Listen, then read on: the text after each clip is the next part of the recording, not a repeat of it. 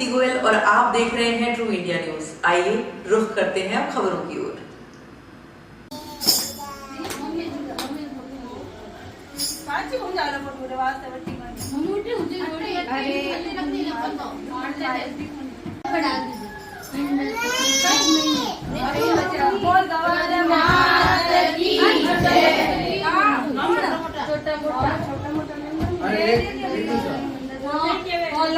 आप लोग एक थोड़ा यूज हो ने एक अच्छी बच्चे तो सोलह मेरी 25 करते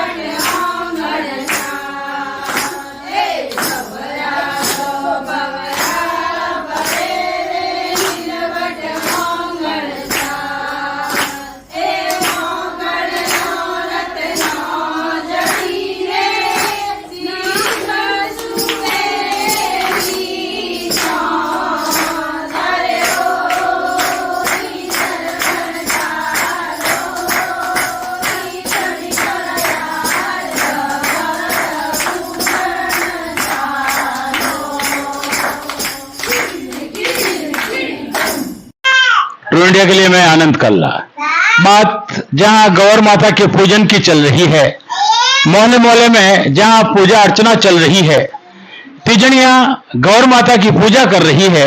और आज हम जालोरी गेट स्थित एक स्थान पर आए हैं और बात करते हैं गौर माता की पूजा के बारे में कि जब पूजा होती है तो वो कब से होती है। और हम जब ये जानते हैं कि जहां ब्राह्मणों के अंदर पूजा होती है तो वो 30 से न होकर के पाचम से होती है, उसके पीछे का क्या बात है? 30 से न होके के मासनी माता के अक्ते की वजह से पांचम को यह पूजा शुरू की जाती है और इस दिन पांचम से शुरू होकर ये 16वें दिन जाके खत्म होती है। रात्रि जोगे पे ये समाप्त होती है। बोलावणी के दिन इसका समापन विसर्जित करके गौर माता का इसका विसर्जन किया जाता है। गौर माता का ये 16 दिन हम लोगों के लिए बहुत ही महत्वपूर्ण है। हम तीजड़ियों के लिए बहुत महत्वपूर्ण है, किंतु हमारे घर परिवार के लिए उससे भी अधिक महत्वपूर्ण है, क्योंकि वो हमें राजी खुशी वहां पर पूजने के लिए भेजते हैं और इतना आनंद से भेजते हैं। घर परिवार सारी चिंताएं छोड़ के बोलते हैं आप जाओ और गौर माता की पूजा करो, हम सब संभाल लेंगे। और 16वें दिन जब हम गौर माता को विदा करते हैं तो वो एक क्षण ही अलग होता है। उस दिन ऐसा लगता है कि हम किसी बेटी को विदा करके भेज रहे हैं, तो उस दिन ऐसे आंखों से आंसू निकलते हैं कि सीमा ही नहीं होती है। ऐसा लगता है जिसके बेटी नहीं है वो भी एकदम ऐसा भावुक हो जाती है, और वो क्षण हमारे लिए बहुत ही गंभीर और बहुत ही गमगीन होता है। बिल्कुल, डोरे की पूजा भी होती है, डोरे का गीत भी गाया जाता है। ये डोरा आखिरकार क्या है? कथाओं में कहते हैं कि डोरा सूत का धागा बांधा जाता है, 16 गांठें होती हैं उसमें। वो एक इतना चमत्कारी धागा माना जाता है कि वो पूजा से अभिमंत्रित किया जाता है, और जहां जहां पे वह फिरता है वहां वहां पे गवर माता का आशीर्वाद बसता जाता है। कहते हैं कि 16 दिन गवर माता की जो तीजड़ियां पूजा करती हैं, वो डोरा बांधती हैं, उसकी पूजा करती हैं, उसकी छाया जिस पर भी पड़ती है उसके लिए वह बहुत ही शुभ माना जाता है। ये जो छड़ी की बात है, लोग आजकल गलत शब्द का प्रयोग करते हैं वैद का, जबकि छड़ी की बात की जाती है, जो दुलार की छड़ी होती है, इस छड़ी की पूजा होती है। इस छड़ी के महत्व को आप कैसे बताएंगे?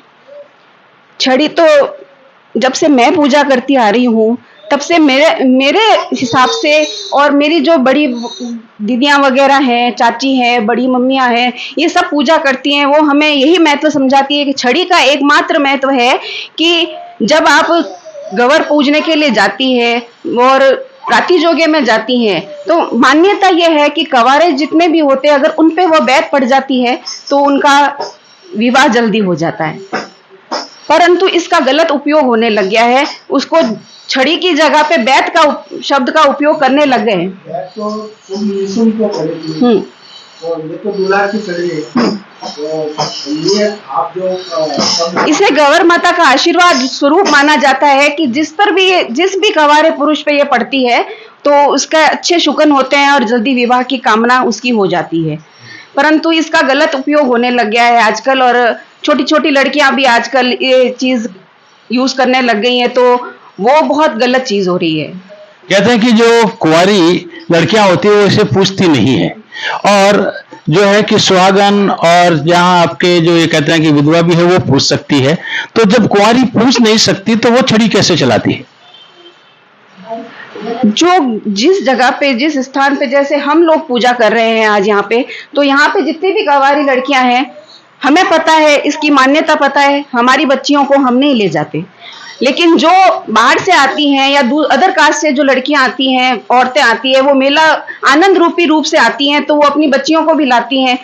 उनको अनजाने में ये भी नहीं पता है कि वो एक क्राइम टाइप से काम कर रही हैं, क्योंकि ये एक हैरेसमेंट वाला काम हो जाता है। क्योंकि आप छोटी बच्चियों को शह दे रही हो कि लड़कों को मारो, और लड़कों को जब मारती हैं तो फिर बाद में लड़के उनको उकसाने का कार्य हो जाता है, ठीक है ना। तो इससे ये एकदम अश्लील सा माहौल कर देते हैं, तो इसकी मान्यता जो है बहुत ही खराब कर दी गई है धीरे धीरे। बिल्कुल, जहां अनुष्ठानिक पूजा के रूप में इस तरह की बात होती है और अनुष्ठानिक पूजा होती है, तो वहां इस तरह की छड़ी जो कहते हैं नहीं उठानी चाहिए, तो वो तो गलत है ही। हम खासतौर से एक और जानना चाहेंगे कि जहां आजकल इसका स्वरूप बदलता चला जा रहा है गलत तरीके से, जहां इसे मेले का रूप दिया जा रहा है जो नहीं होना चाहिए, क्या कहना चाहेंगे? पहले तो हम आपका नाम जानना चाहेंगे। पुरोहित खुशबू जी। तो बिल्कुल, खुशबू जी ने अपनी बात तो कही, अब हम जानना चाहेंगे नाम आपका?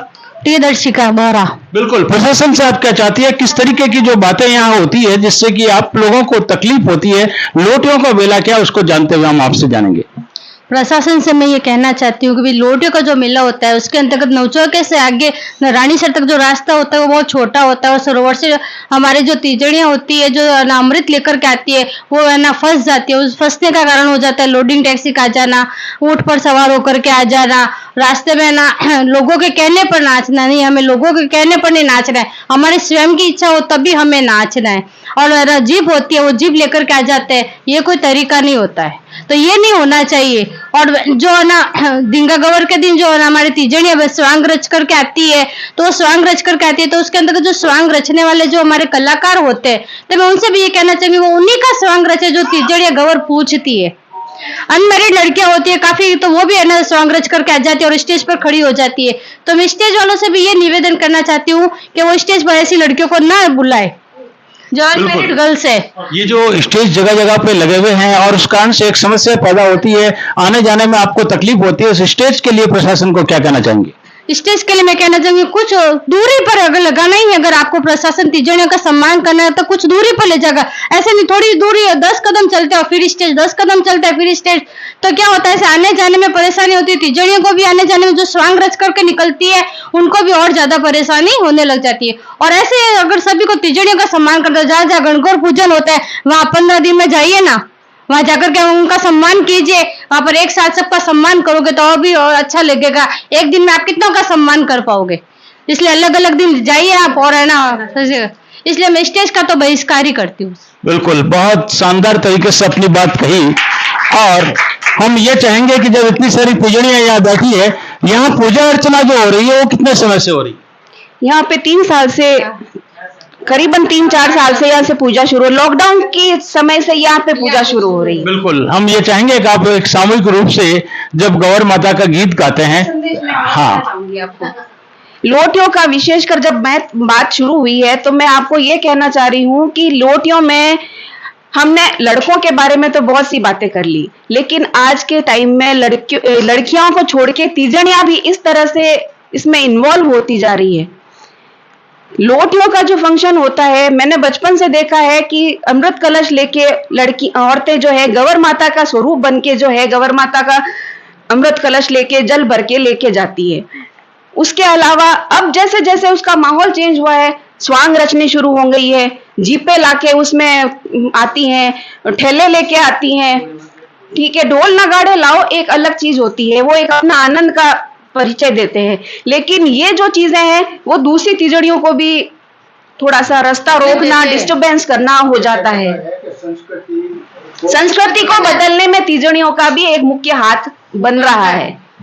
और दूसरा, स्टेज वाला जो शो है, ये कोई शो नहीं है कि भाई, ये कोई शो नहीं है कि इसमें आप स्टेज पे चढ़ो और अपना परफॉर्मेंस दो, अपनी कलाकारी दिखाओ। ये पूजा का महत्व है इस दिन, तो इस दिन ये चीज नहीं होनी चाहिए। मेरे हिसाब से तो स्टेज होने ही नहीं चाहिए। बिल्कुल, स्टेज ना हो ऐसी बात तो है ही, लेकिन आपके मन की वो बात, जो गौर माता के गीत आप जो बिल्कुल इतने दिन तक गाते हैं, एक अच्छा सा जो राजस्थान की पुरानी संस्कृति के अनुरूप गीत हो, अगर आप वो सभी एक साथ गाते हैं तो